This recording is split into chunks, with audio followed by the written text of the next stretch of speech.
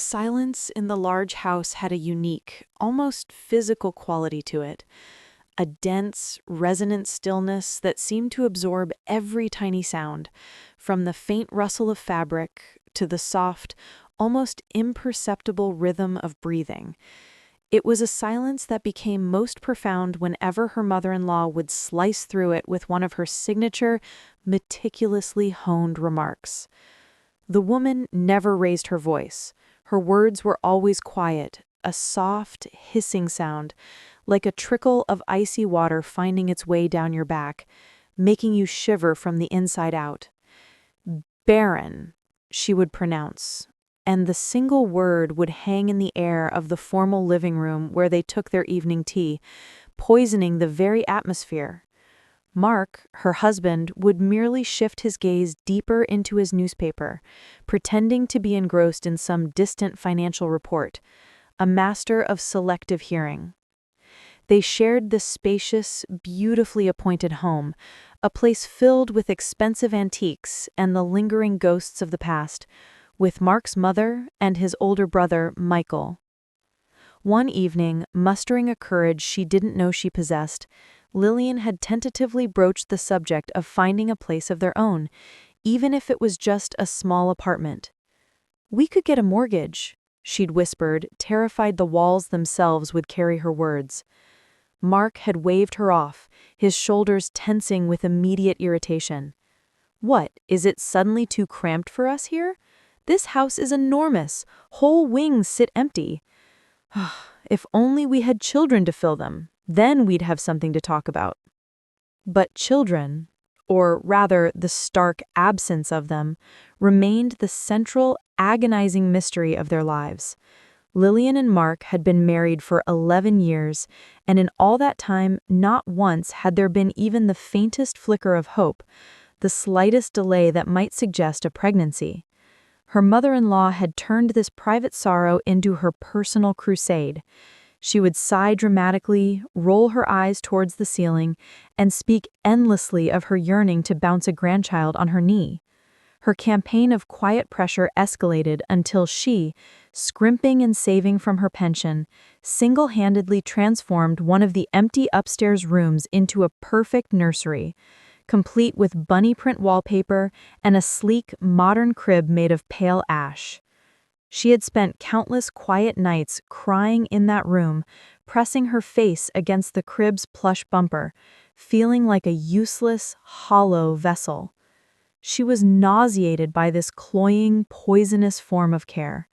How many times had her mother-in-law sighed and delivered one of her comforting speeches?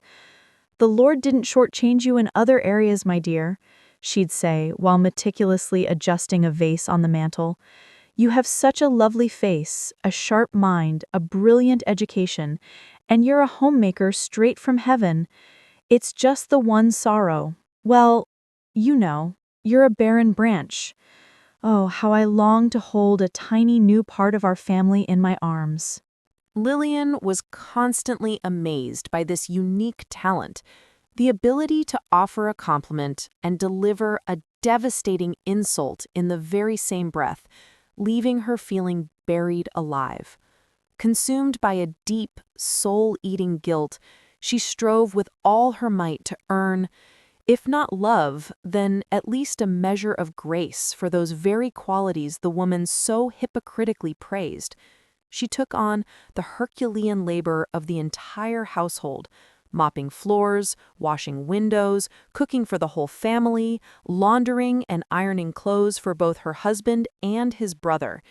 And when her mother-in-law suddenly decided the vegetable garden was too pedestrian and declared she wanted a luxurious flower garden, Lillian didn't hesitate to spend half her own salary on rare, finicky saplings, spending every weekend on her knees with a trowel and a watering can, nurturing each and every plant as if her worth depended on it. One day, her cup of patience finally overflowed. After another tense family dinner, as she poured fragrant tea into fine porcelain cups, she took a deep breath and spoke, her eyes fixed on her own trembling hands. I need you all to listen to me. We are all aware of the sad truth. I cannot give our family a child. You, Mother, remind me of this constantly, calling me barren, as if I could ever forget. You never tire of pointing out how fertile the men in your lineage are. You yourself had 2 sons. Michael, she nodded toward her brother-in-law, has 2 children from his previous marriage. Your own marriage to father was his second, and Mark and Michael have 2 half-brothers from their father's first wife.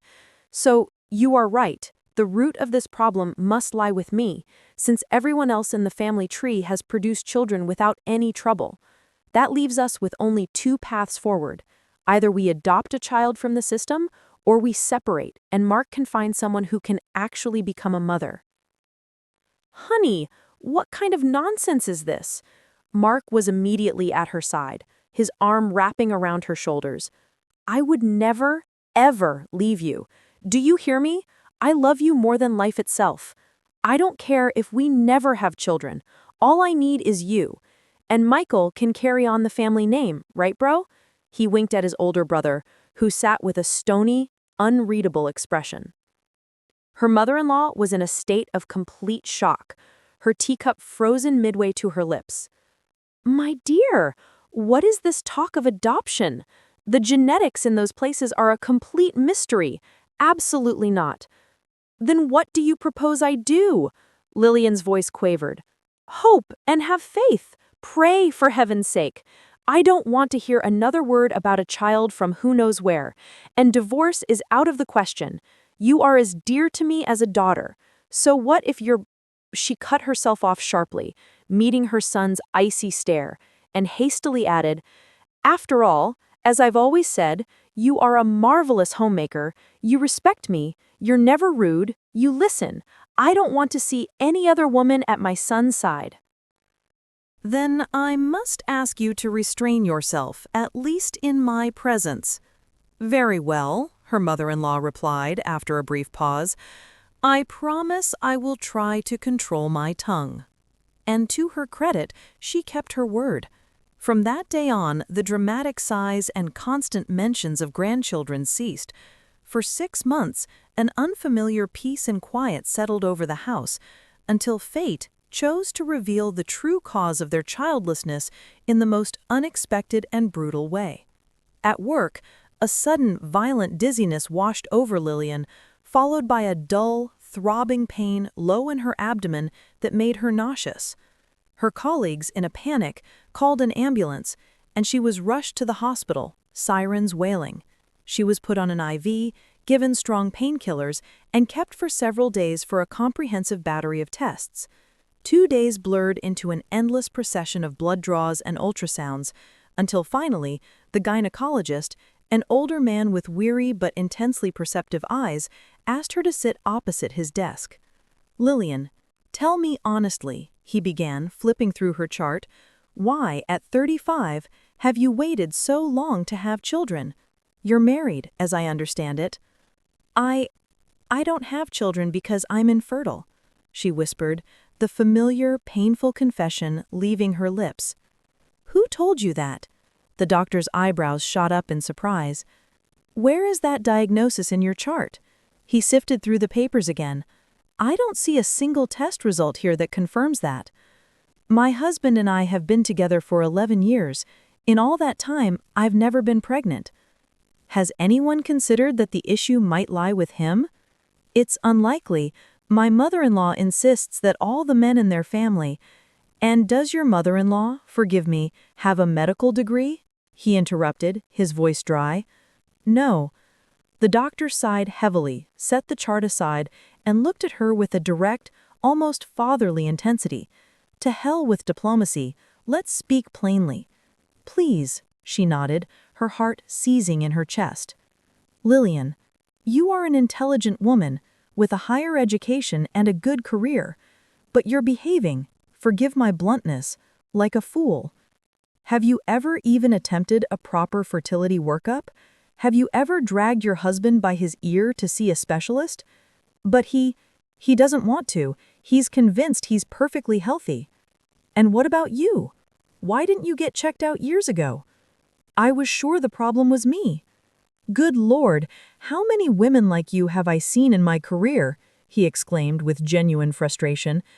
Do you even understand the threat you're facing now? If you don't achieve a pregnancy within the next year, you could develop a serious condition, up to and including cancer, and then you will never, under any circumstances, become a mother. You're 35 already. In another 5 years, you could be bouncing a grandchild on your knee and you haven't even started. So listen carefully. The problem is not with you.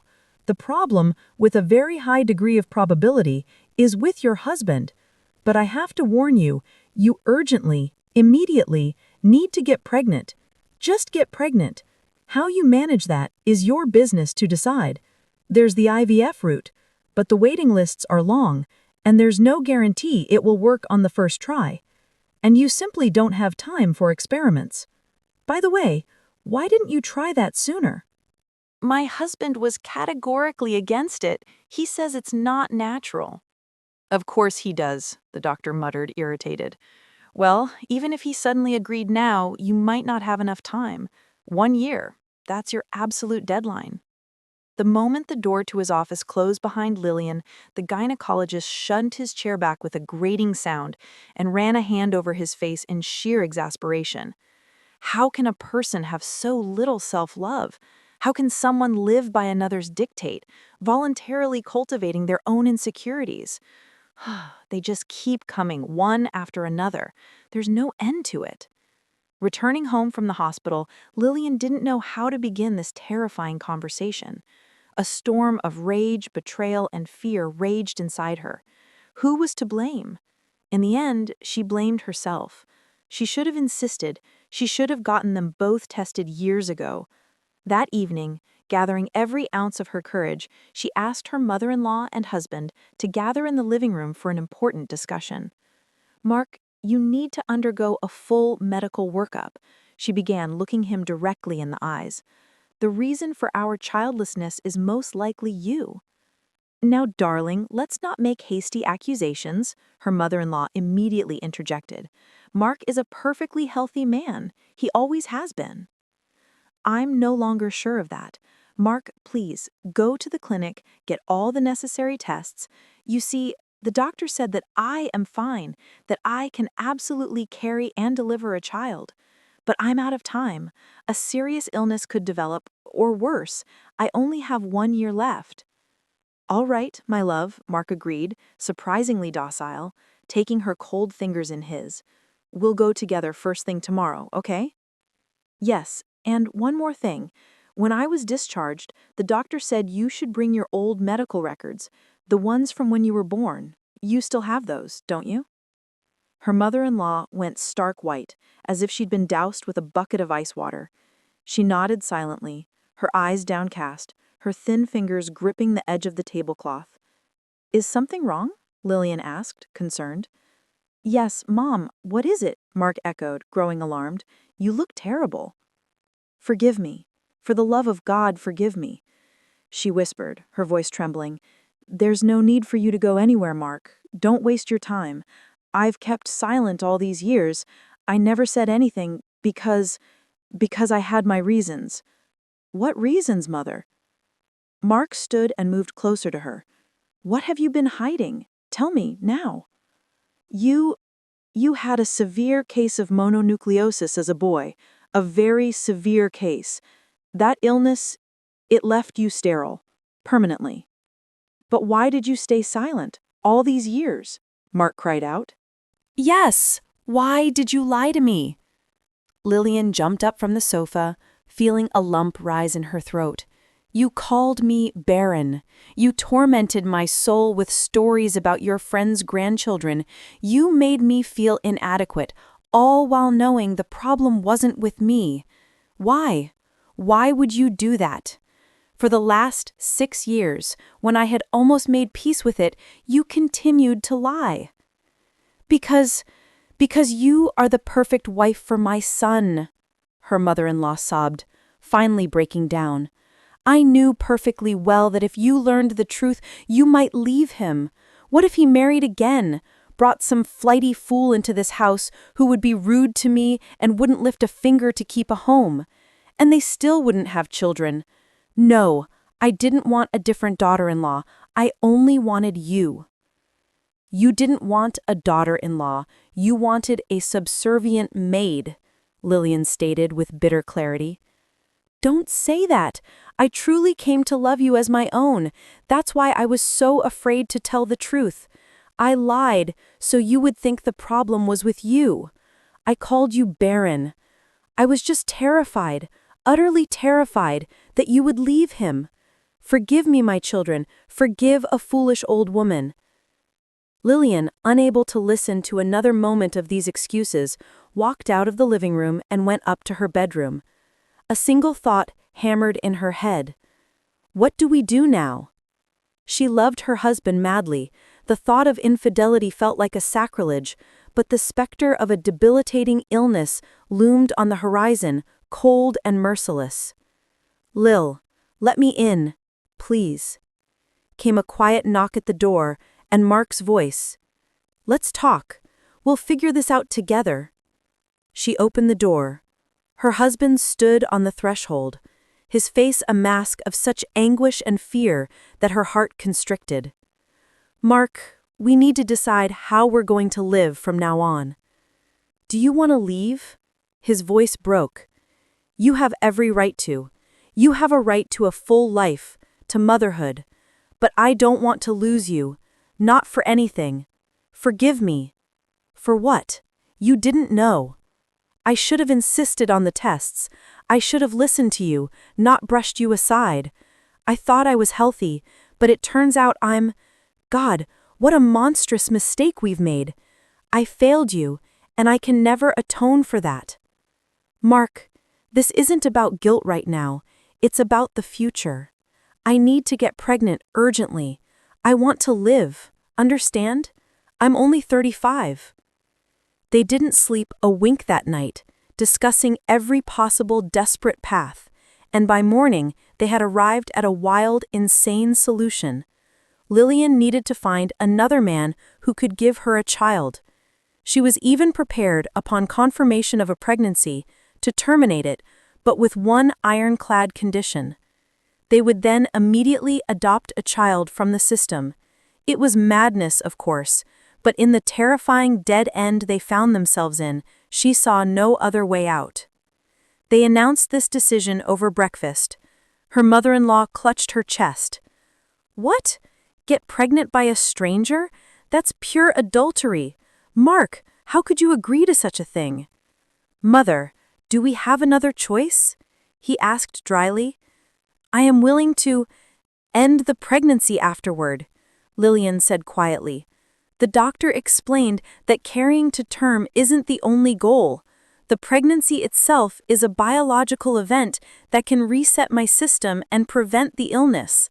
And then we would adopt a baby. A stranger? Not of our own blood? Her mother-in-law gasped. You already have grandchildren from Michael, and anyway, Mother, that's enough. Mark cut her off sharply. It was your lies that drove us to this. If you had told the truth from the start, we could have tried IVF. We would have had time.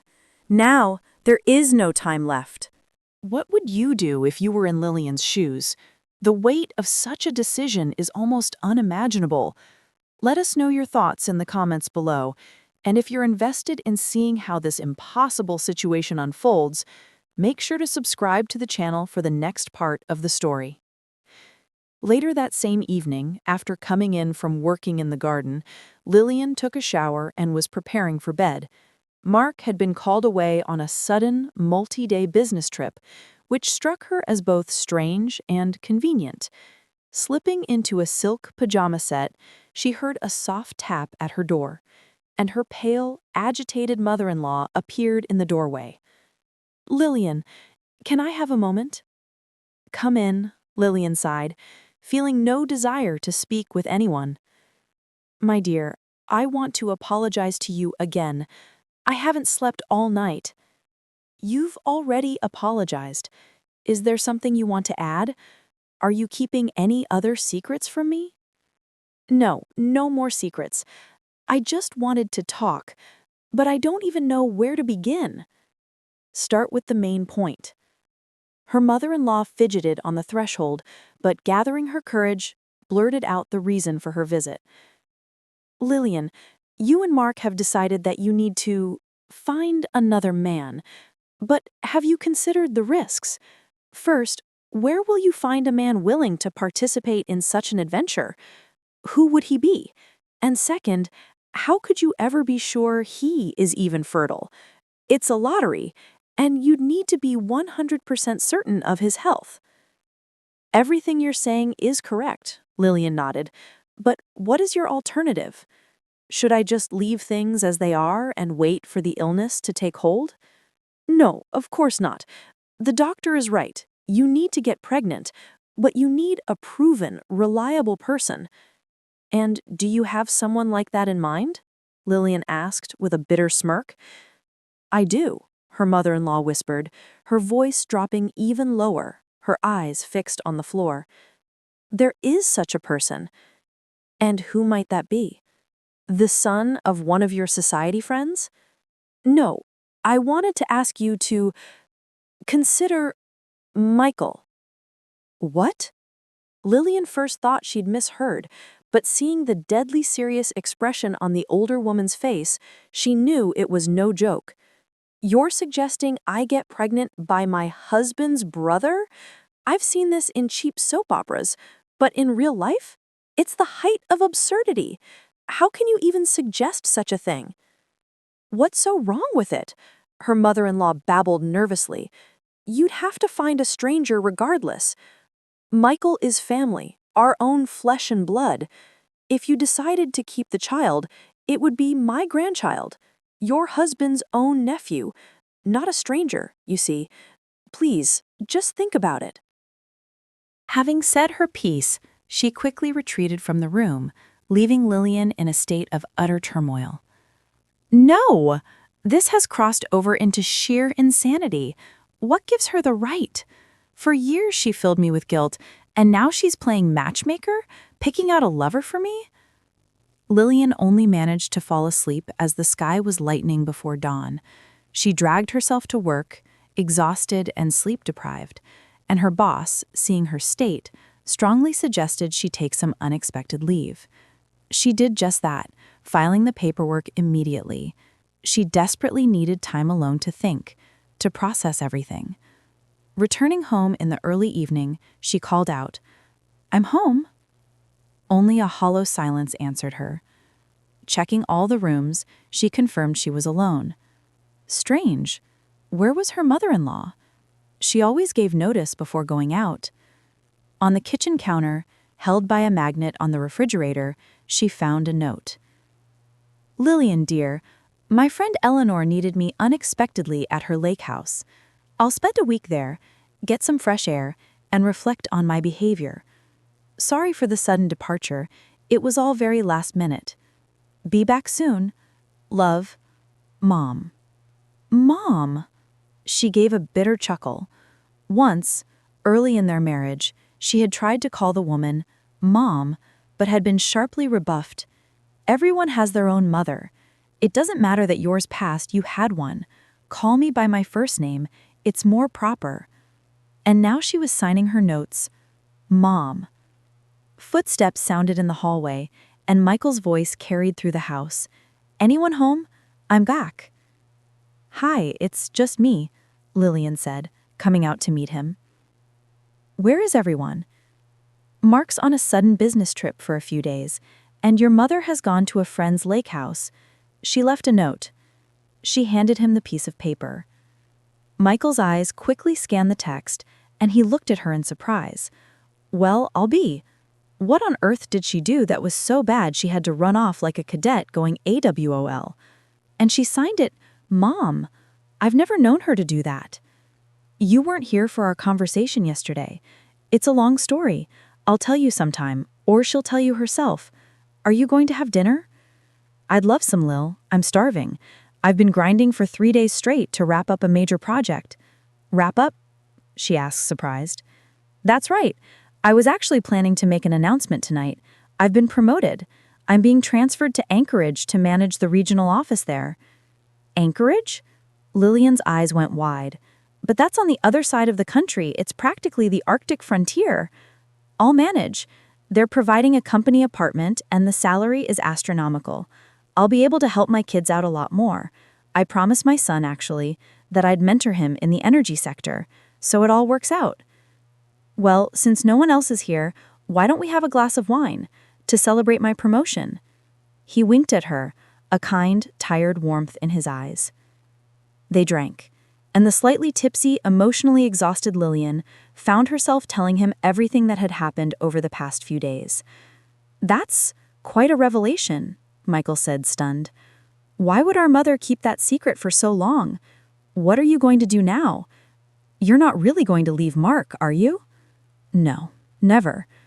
But he and I decided that I need to find another man to get pregnant." Michael made a circular motion with his finger near his temple. "And where are you going to find this guy? It's a complete gamble." "That's the problem," Lillian said, not daring to tell him about his mother's monstrous proposal. If he didn't know, it was better to keep it that way for now. But later, back in her room, she suddenly found herself thinking, what if? What if she's right? She'd always liked Michael. He was solid, reliable, strong. And he was moving far away to Anchorage. Maybe the old woman wasn't entirely crazy. Maybe her eldest son was the perfect candidate for this insane mission. The wine and her own desperation lent her a reckless courage. After a quick shower, she put on her most beautiful, laciest lingerie, threw a light robe over it, and slipped silently from her bedroom, descending the stairs to his door. Michael returned to his hometown exactly 1 year later. He walked into the living room where the whole family was gathered around a handsome, hand-carved cradle. Peering inside, he froze, and then said quietly, but with absolute certainty, "That's my son." But Mark, meeting his gaze, replied with firm, calm finality. "No, brother. He's my son and my wife. And you are the uncle. The best and most beloved uncle in the whole world." Then he gently lifted the baby from the cradle and turned him toward Michael. "Look, Alex, your uncle is here, a real-life hero from the north." The 4-month-old baby, seeing the new face, broke into a wide, gummy, utterly enchanting smile. "All right now, give me my grandson," his mother beamed, taking the child from Mark's arms. "We're going for a walk. The sun is shining beautifully in the garden." "But I can still help provide for him, right?" Michael asked, unable to tear his eyes from the tiny face. "Why wouldn't you?" Mark smiled, clapping a hand on his brother's shoulder. "You're his uncle. Spoil your nephew to your heart's content. No one's stopping you." And no one, ever, under any circumstances, heard the truth from her about the miraculous appearance of the long-awaited grandson in their family. Her grandson. She never reproached her daughter-in-law with a single word or a single glance. Even a decade later, when little Alex began to show more and more features that bore an uncanny resemblance to Michael in his childhood photos, and an acquaintance would jokingly point out the similarity, she would simply stroke her grandson's fair head tenderly and say with a light, enigmatic smile, "Well, of course, they're family, flesh of the same flesh. My eldest son is the spitting image of his father, and so our Alex takes after his grandfather. That's the genetics of our strong, true-blooded line. It's like the garden Lillian and I planted years ago. From a single seed, the most diverse and incredibly beautiful flowers can grow." And her words would dissolve into the warm air of the garden, where under a gentle sun, the rare rose varieties Lillian had once nursed back to health now bloomed in profusion, filling the world with a fragrance of hope, forgiveness, and a quiet, luminous joy. And all characters and events in this story are fictional.